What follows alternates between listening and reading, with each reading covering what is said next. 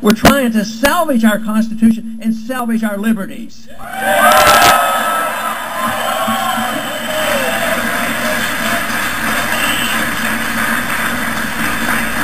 Obviously, too often our foreign policy of the last 30 or 40 years has backfired on us. We get involved, we spend a lot of money, lose a lot of lives, and there are no victories. And then the financial consequences are severe. There's been a $4 trillion increase in our national debt due to the wars we're fighting in the Middle East. Nobody gave proper authority to go there. Nobody knows exactly why we're there. Nobody knows when it's going to be over. They claim it's over in Iraq. I think it's only beginning, unfortunately, and it's just more turmoil. And the sooner we understand that not minding our own business is a much better way to get along with people than dropping bombs on them.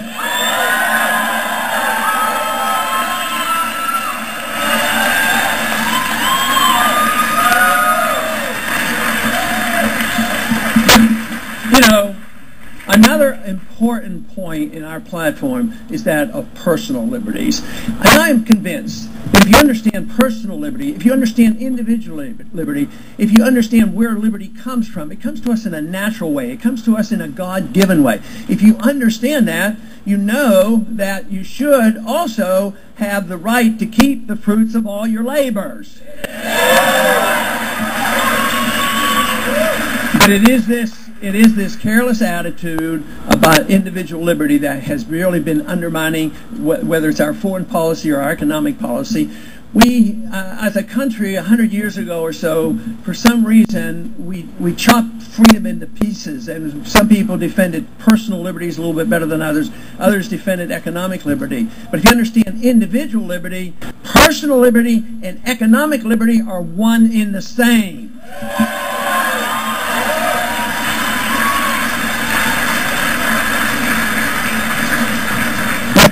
When people are frightened, sometimes they overdo things. And I think a lot of that happened after 9/11. By not understanding the full impact and what was going on after 9/11, tragically it was used as an opportunity for those who had a bill floating around for a decade, and they saw this as an opportunity. And it was a bill that it was misnamed, obviously. It was called the Patriot Act. It should have never been passed, and it ought to be repealed.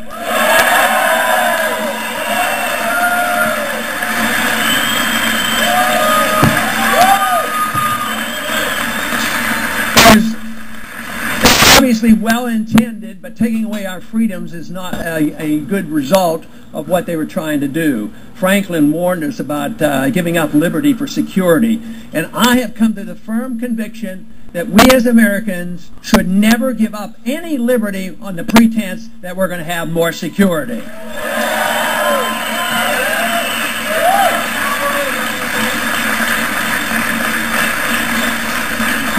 I'm convinced if the Patriot Act had been named something like repeal the Fourth Amendment, it might have had more trouble getting passed.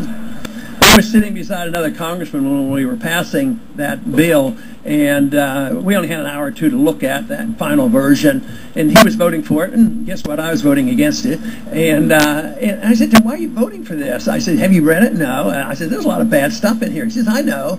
And I said, well, why are you voting for it? He says, well, how can I go back to my district? After 9/11, the people want us to do something. I can't go back and explain it to them. I said, but that is your job, to go back home and explain it to them.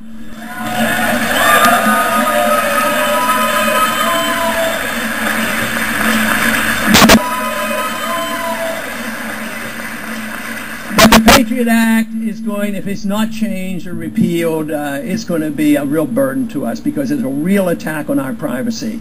And now they're planning more. They're planning the whole idea of controlling the Internet. They're saying they're going to control piracy on the Internet. But what they're going to do is control your freedom and your privacy. We have the government turned upside down. The government becomes more secretive. At the same time, your privacy is being undermined. The Constitution was meant to protect your liberties, your privacy, and the government was to be open.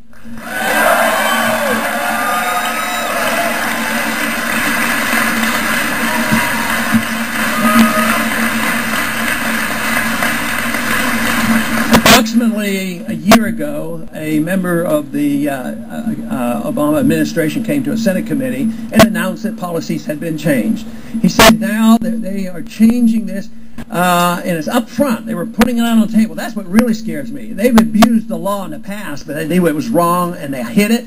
Today, it's too much up front. He said, we are now have an established policy that we can assassinate American citizens.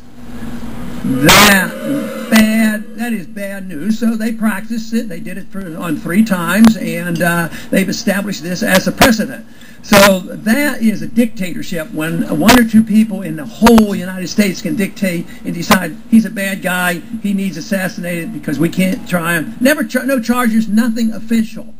So it is especially important that you try the bad guys, because if you don't try the bad guys, it really undermines our liberties. We have done this. Just think after World War II, the Nazi criminals were tried at Nuremberg.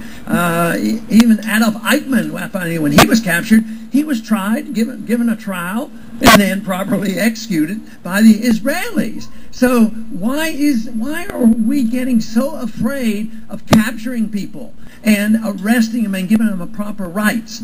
But no, they've gone one step further. Here, 2 weeks ago, they passed this very, very ornery National Defense Authorization Act. And I'm always very pleased, and I comment on it, because the people who come to our rallies and know about what we stand for knows what's in that bill, and unfortunately the rest of the country better find out what is in that bill.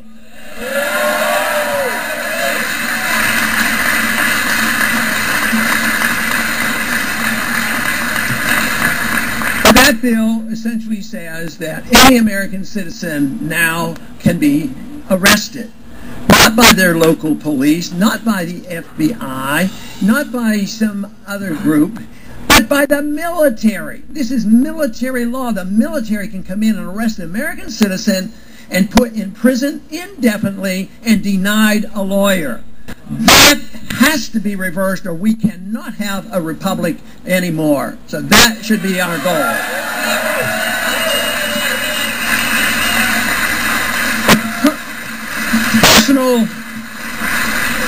Really all we have to do is think about liberty, where it comes from, defend liberty. You will defend the marketplace, you will defend private property, you will defend sound money, you will defend contracts, and you will have the regulations of free markets. Under those conditions, guess what?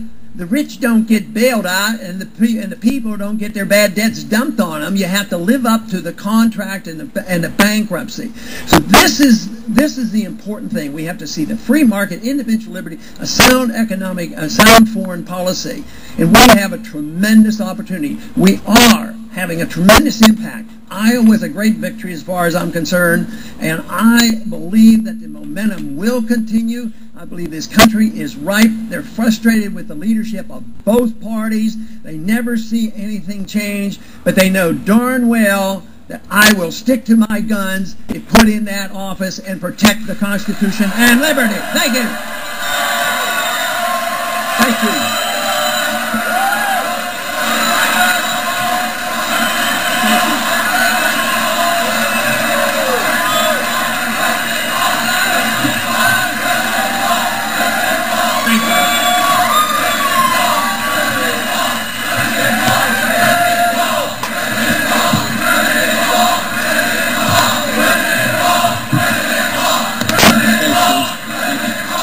Stage.